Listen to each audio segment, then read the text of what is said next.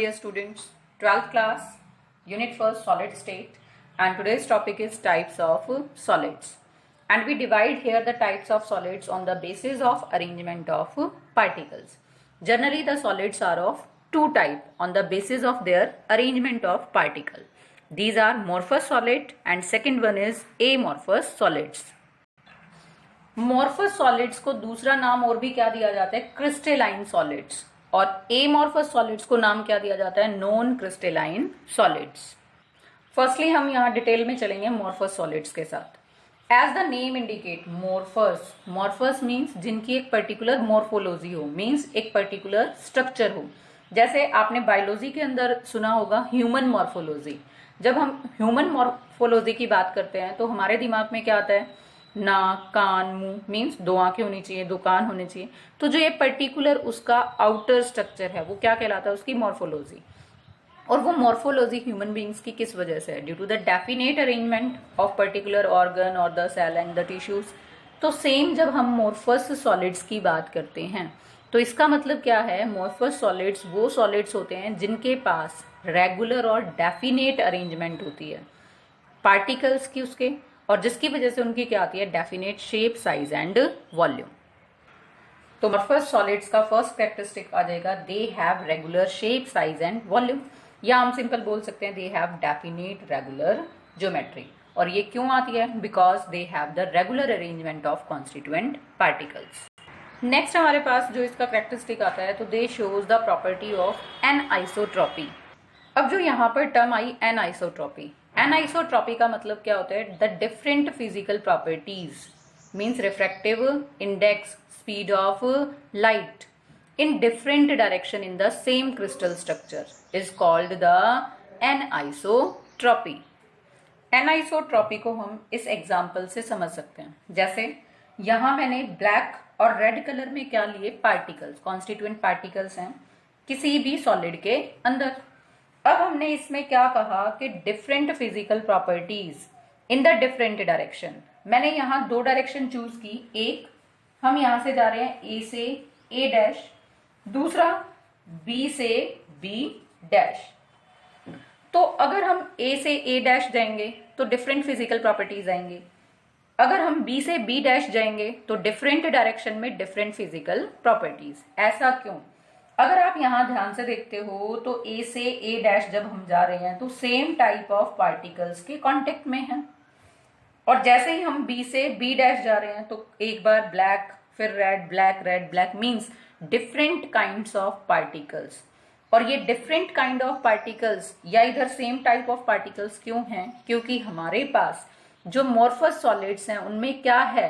Regular या फिर ordered arrangement of constituent particle, जिनकी वजह से डिफरेंट डायरेक्शन में डिफरेंट फिजिकल प्रॉपर्टीज रहती हैं, and that is known as anisotropy. अगर हम इस स्ट्रक्चर को ध्यान से देखें तो हमारे पास क्या है? Black red, black red, black red, means जो पार्टिकल्स की अरेंजमेंट है वो कैसी है? Definite. And this particular arrangement और definite arrangement of constituent particle repeated to a longer distance in the crystal structure in case of morphous solid या फिर crystalline solid. तो हम ये कह सकते हैं कि दे show long range order. Next अगर हम बात करते हैं मोर्फस सॉलिड के कैरेक्टरिस्टिक्स में तो हम ये कह सकते हैं कि they have the sharp melting point.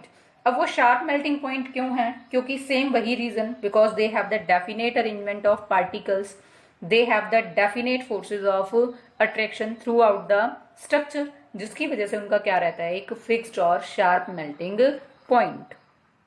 या फिर हम इसको दूसरे वर्ड्स में क्या कह सकते हैं? They have definite enthalpy of fusion. Enthalpy means energy, fusion means melting का जो प्रोसेस है सॉलिड से लिक्विड में कन्वर्ट करने के लिए जो आपको एनर्जी चाहिए वो हमेशा कैसी होगी? Definite. Because of the definite arrangement of particle. अगर हम एमॉर्फस सॉलिड्स को कट करते हैं किसी शार्प एज टूल के साथ, then there is the formation of the two halves which are regular, smooth and symmetrical. ऐसा क्यों होगा? वही सेम रीजन, क्योंकि यहाँ पर डेफिनेट अरेंजमेंट है कॉन्स्टिट्यूएंट पार्टिकल्स की. तो अगर आप उसको कट करोगे तो वो इक्वली डिवाइड हो जाएंगे उन टू इक्वल हाफ्स के अंदर. और अगर हम इन सारी प्रॉपर्टीज को देखते हुए इसके नेचर की बात करें तो हम कहेंगे these are the true solids because they show almost all the properties as indicated by the solids. जैसे हमने लास्ट वीडियो में डिस्कस किया था कि सॉलिड्स के क्या क्या कैरेक्टरिस्टिक्स या प्रॉपर्टीज होनी चाहिए, तो सारी प्रॉपर्टीज मोर्फस सॉलिड शो करते हैं, इसीलिए हम इनको नाम क्या दे सकते हैं, these are the true solids. अब हम डिस्कस करते हैं सेम एमॉर्फस सॉलिड्स को। एमॉर्फस सॉलिड या फिर दूसरा नाम हमने इनका क्या रखा था, नॉन क्रिस्टलाइन सॉलिड्स। तो फर्स्ट कैरेक्टरिस्टिक जैसा हमने मॉर्फस में किया कि they have the regular shape, size and volume, लेकिन जब हम एमॉर्फस सॉलिड्स की बात करते हैं तो हम कहेंगे they do not have regular shape, size and volume, means they have irregular shape, size and volume. Reason, क्योंकि यहाँ पर रेगुलर या ऑर्डर्ड अरेंजमेंट नहीं होती कॉन्स्टिट्यूएंट पार्टिकल्स की, और इसीलिए हम इनको नाम क्या देते हैं, मॉर्फस को तो ट्रू सॉलिड्स देते हैं, लेकिन एमॉर्फस को हम नाम क्या देंगे, these are known as the pseudo. Pseudo means false solid because they do not show all the characteristics as indicated by the solids. Morphous solids ने क्या शो किया था, एनआइसोट्रॉपी, लेकिन यहां पर क्या शो करेंगे ये, दे शो द आइसोट्रॉपी।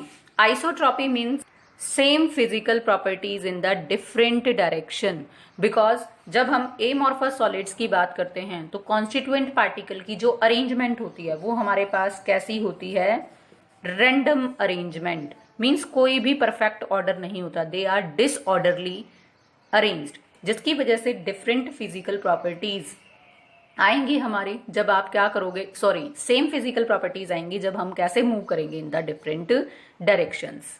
मॉर्फस सॉलिड्स ने शो किया था हमारे पास लॉन्ग रेंज ऑर्डर, लेकिन जब आप किसकी बात करते हो, एमॉर्फस की, तो वहां पर क्या आएगा, short range order, means regular arrangement particle की रिपीट होगी कुछ डिस्टेंस तक, मींस हम बोल सकते हैं कुछ एंगस्ट्रॉन तक, उसके बाद वो रेगुलर अरेंजमेंट नहीं आएगी, means they shows the short range order.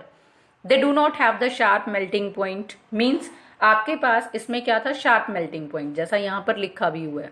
Reason, क्योंकि यहाँ पर डेफिनेट अरेंजमेंट थी कॉन्स्टिट्यूएंट पार्टिकल्स की, लेकिन एमॉर्फस में रेगुलर अरेंजमेंट पार्टिकल्स की नहीं है, इसीलिए इनका मेल्टिंग पॉइंट शार्प नहीं होता। ये क्या करते हैं, सॉफ्ट होते हैं gradually over a temperature range and they starts to flow, जिसकी वजह से इनका मेल्टिंग पॉइंट शार्प ना होकर वो कैसा आ जाता है, वेरिएबल फॉर्म में। ऐसे ही अगर हम इसमें देखते हैं कि इनके पास, तो मॉर्फस के पास क्या है, डेफिनेट एंथैल्पी ऑफ फ्यूजन, लेकिन इनकी जब हम एंथैल्पी ऑफ फ्यूजन की बात करेंगे तो वो भी डेफिनेट नहीं होगी। ऐसे ही हमने इसको कट किया तो दो इक्वल हाफ बने, जो कैसे थे, स्मूथ, सिमेट्रिकल और रेगुलर। लेकिन अगर हम एमॉर्फस सॉलिड्स को कट करेंगे तो वहां पर हमारे पास कैसे सरफेसेस आएंगे, irregular, rough and unsymmetrical. Reason same कि यहां पर डेफिनेट अरेंजमेंट नहीं होता, तो जब दो इक्वल हाफ में डिवाइड करेंगे तो पार्टिकल की जो अरेंजमेंट है दोनों हाफ में कैसी होगी, different different.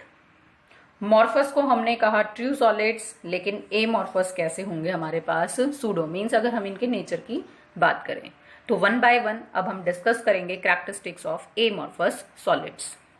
And these are the different characteristics of amorphous, means do not have regular definite shape, size, don't have regular arrangement of particles, they show the isotropy, they have random or disordered arrangement of particle, short range order, they don't have sharp melting point, and on cleavage, cleavage means जब आप इसको sharp as tool से cut करोगे तो to halves मिलेंगे जो irregular होंगे, rough होंगे, अनसिमेट्रिकल होंगे, और इनमें एंथैल्पी ऑफ फ्यूजन भी डेफिनेट नहीं होगा।